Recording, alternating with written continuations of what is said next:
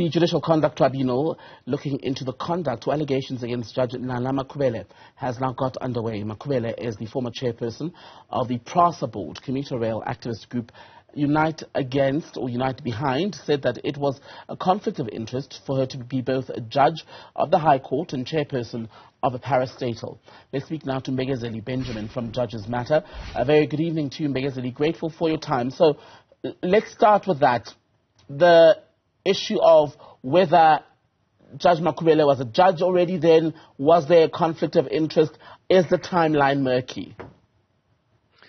Good afternoon, Tembegile, and to the viewers.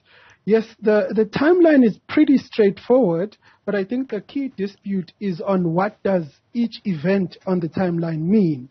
So what took up a lot of the debate this morning was when exactly Judge Makhubele became a judge. According to Unite Behind, which are the complainants, they say she became a judge from the 1st of June 2018. And Judge Makhubele says, no, I started being a judge on the 1st of June. Sorry, Unite Behind says 1st of January. Judge Makhubele says 1st of June. And the reason why that window or that period is important is because for the first 3 months of that year, she was still chairperson of the passenger rail agency of Prasa, which is a violation of the law and judicial ethics. So the key issue that took up a lot of today's time and which is what Judge Mlambo was testifying on was on when exactly Judge Makhubele became a judge. Mm-hmm. And in terms of determining that, let's talk about why that would be such a problem for her to have been at a parastatal when she took up a position basically on the bench. Why would that have been such a massive issue that would basically mean that she now has to be hauled through this process as is now unfolding? So the reason why that is a problem is because judges are not allowed to have any other job other than being a judge. So the Constitution says that you as a judge are accountable to the judiciary and you are loyal to the judiciary. The JSC Act, which is the Judicial Service Commission Act, it says that judges may not take on any extra income outside of their judicial role.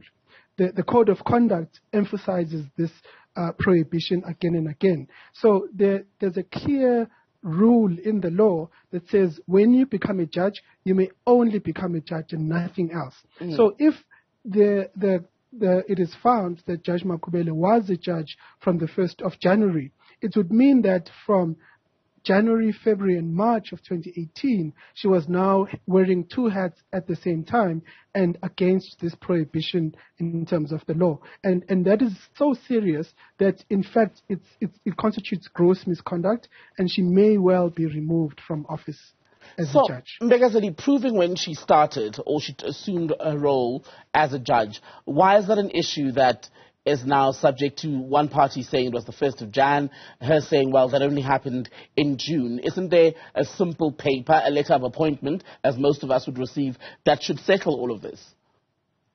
Well, ordinarily one would have expected that to be the case. But here, in this case, it's complicated because President Zuma signed an appointment certificate in November of 2017 saying that Judge Makhubele must be a judge from the 1st of January.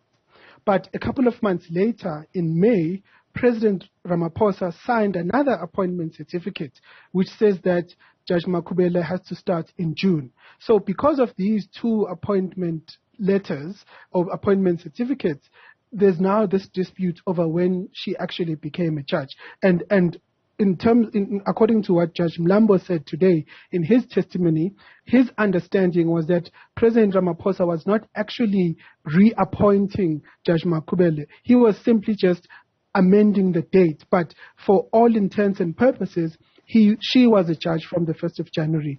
The date was merely, the way that Judge Mlambo explained in his evidence, the date was merely an administrative issue. It wasn't really a reappointment or a new appointment.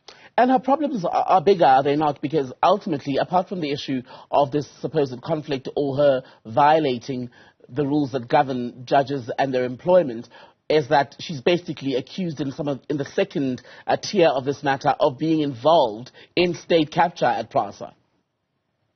Yes, Unite Behind, in the second part of their complaint, they say that while Judge Makhubele was chairperson of the Prasa board, she actually was trying to further the interests of a company that is alleged to have been involved in corruption or state capture of some kind. And so even while she was holding the position of Prasa, she basically did something that is unethical and that is incompatible with her role as a judge. And for that second tier of the complaint, they say that she's also violated the rules of being a judge, and for that reason she's guilty of gross misconduct and must be removed from office. And would the JCC, Mbekezeli, be well placed to make a determination on that second aspect in this matter, whether she was indeed involved in state capture? Is it not something that is perhaps better dealt with through the courts? Well, the JSC, or the Judicial Conduct Tribunal rather, will be able to determine only to a certain extent. So their job really is to find out whether her conduct meets the standards of being a judge. And so they will hear testimony, for example, from the head of the legal department at Prasa, who will explain what exactly that Judge Makhubele did, which is not compatible with being a judge. So that is the extent of the Judicial Conduct Tribunal work, and that is what they will report to the JSC about. They will not go further to probe issues of state capture that happened at Prasa. That is something that will be, I think, for other law enforcement authorities. Mbekezeli Benjamin, always a pleasure to speak to you from Judge's Matter.